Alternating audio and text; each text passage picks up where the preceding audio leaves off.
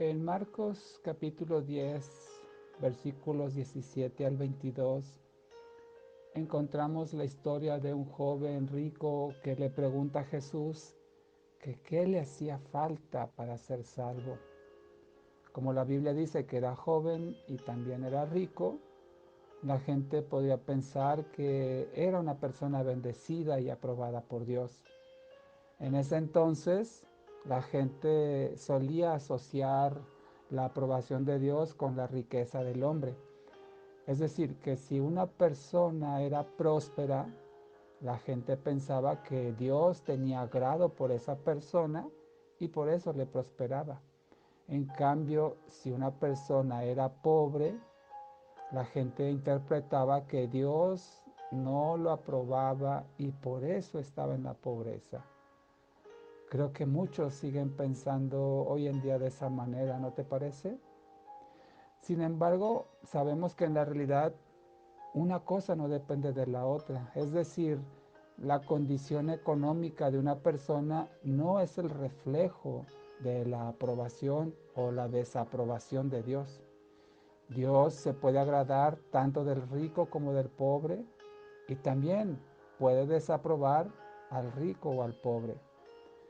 En su soberanía, Dios decide a quién prospera económicamente y a quién no, sea alguien de su agrado o no. E inclusive podemos pensar que el diablo también prospera a las personas, porque sabemos que el diablo no es pobre, él también tiene riquezas y puede prosperar a los que son sus hijos. Entonces, la pobreza o la riqueza no tiene que ver con la aprobación o desaprobación de Dios. Volviendo a la historia, dice la palabra que este joven se arrodilló ante Jesús y le preguntó, ¿qué debo hacer para heredar la vida eterna? Lo puedes leer en el versículo 17. Y entonces inicia una conversación entre este joven rico que quería saber qué le hacía falta para heredar la vida eterna y Jesús. Jesús le contestó, ya conoces los mandamientos. Y aquí podríamos preguntarnos, ¿cómo es que Jesús sabía que este joven ya conocía los mandamientos si en apariencia no lo conocía? La respuesta es que en realidad sí lo conocía, porque Jesús lo sabía todo. Nada había oculto para él, ni aún los pensamientos y los deseos del corazón del hombre. Por eso le dijo, ya conoces los mandamientos.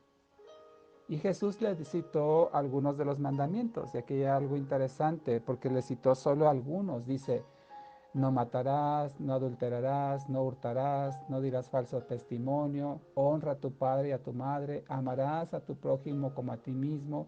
Esto lo leí de Mateo capítulo 19, versículos 18 y 19. Varía un poco dependiendo el evangelio y las versiones. Pero básicamente Jesús aquí le citó 6 de los 10 mandamientos de la ley de Moisés. Por cierto, se sabe que la ley fue escrita en dos tablas de piedra, dice la palabra. Lo que no se sabe es cuántos mandamientos había en una tabla y cuántos en otra. Popularmente se dice que había 5 y 5, pero hay diferentes interpretaciones. Algunos dicen que eran 3 y 7. Otra interpretación dice que en la primera tabla había 4 mandamientos y en la segunda tabla 6. Y te preguntarás por qué 4 y 6. ¿Por qué no lo habitual, mitad y mitad? Bueno, al final de este devocional te voy a dar una idea porque se ha interpretado que había 4 mandamientos en la primera tabla y 6 en la segunda. Volviendo a la historia, Jesús le citó al joven entonces solo los últimos 6 mandamientos de la ley. Y el joven le contesta a Jesús, todo eso lo he cumplido desde mi juventud. Nuevamente estoy en Mateo 19, versículo 20. Todo esto lo he cumplido desde mi juventud. Y podemos creer que era cierto lo que decía, porque inclusive uno de los mandamientos es no dirás falso testimonio, o sea, no dirás mentiras. Entonces, El joven los cumplió desde su juventud y dice que él los cumplía cabalmente. Si no fuera cierto, seguramente que Jesús lo habría desmentido en ese momento. Por eso podemos creer que era cierto, que él había cumplido estos 6 mandamientos. Y estos 6 mandamientos son los que tienen que ver con el amor al prójimo. Justamente los 6 están enfocados en el prójimo. Y Jesús no le reprochó, por supuesto, que cumpliera con esos mandamientos. Sin embargo, el joven percibía que cumplir con esos mandamientos no era suficiente. Sabía que algo le faltaba para ser salvo, aunque en la tradición judía cumplir con los mandamientos le aseguraba la salvación a las personas, según ellos. Por supuesto, nadie podía cumplir cabalmente los 10 mandamientos. Entonces este joven tenía esa inquietud y podemos ver que es el trabajo del Espíritu Santo de convencer, ¿verdad?, de pecado, de justicia y de juicio a las personas. Y este joven sabía que algo le faltaba para alcanzar la salvación y por eso le pregunta a Jesús, ¿qué más me falta? ¿Qué más me falta, Jesús, para ser salvo? Ya cumplo con esto, pero ¿qué me falta? Y Jesús le responde, dice la palabra del Señor que le amó, sintió compasión por este joven y le responde, si quieres ser perfecto, anda, vende lo que tienes y dáselo a los pobres y tendrás un tesoro en el cielo. Después de eso, ven y sígueme. Mateo 19:21. Y te podrás preguntar, ¿por qué Jesús le dijo esto si eso no es un mandamiento de la ley de Moisés?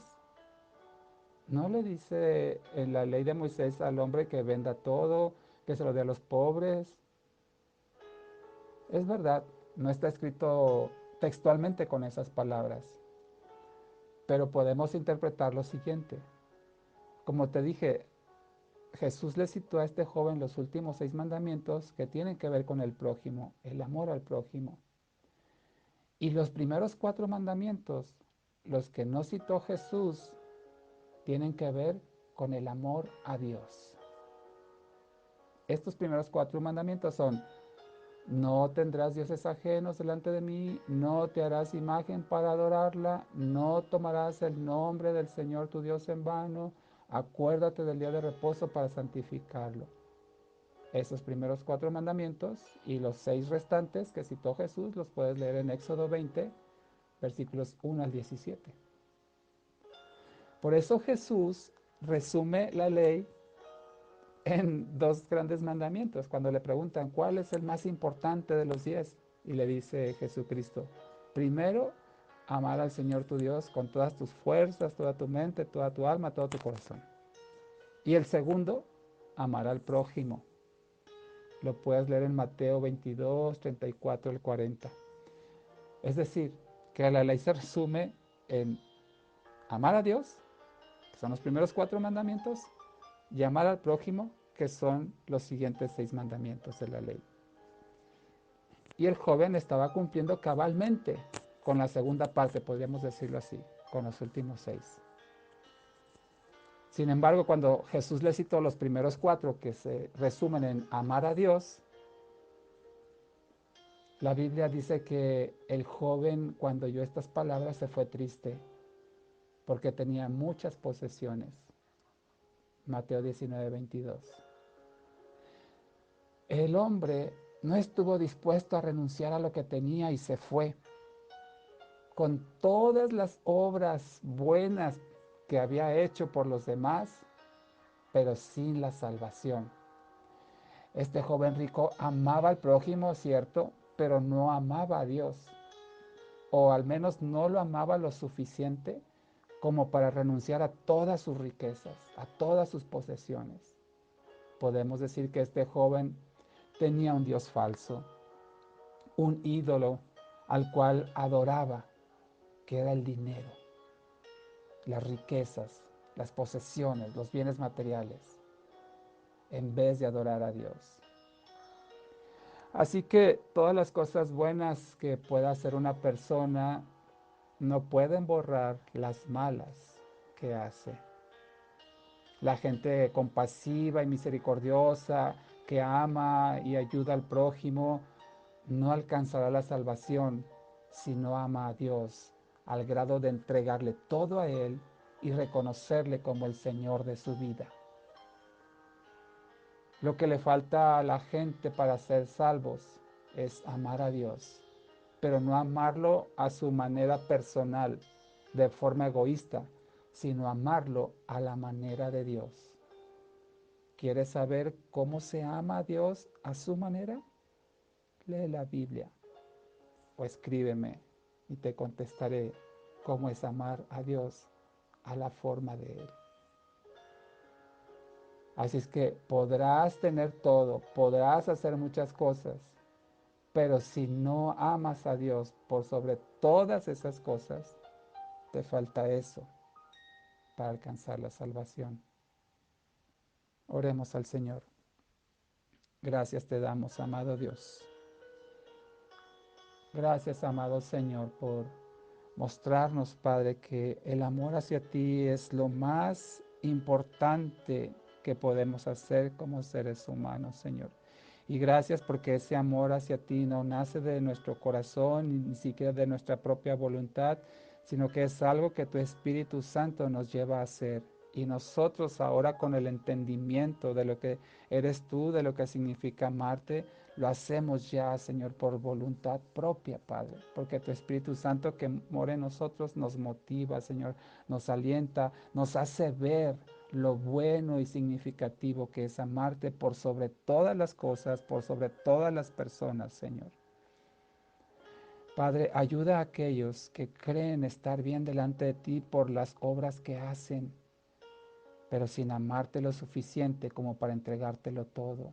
Hazles ver, Señor, que nada de sus esfuerzos humanos, nada de sus obras humanas les asegurarán tu aprobación y tu complacencia, Señor, sino solamente aquellos que te reconocen a ti, Jesucristo, como Señor y Salvador de sus vidas y te la entregan para que hagas con ellas tu voluntad, y los que renuncian al pecado son aquellos a los cuales, Padre, tú salvarás. Gracias, Señor. Te rogamos que extiendas esta salvación a todo el que la necesita. En el nombre de Jesús lo pedimos, amado Dios. Amén.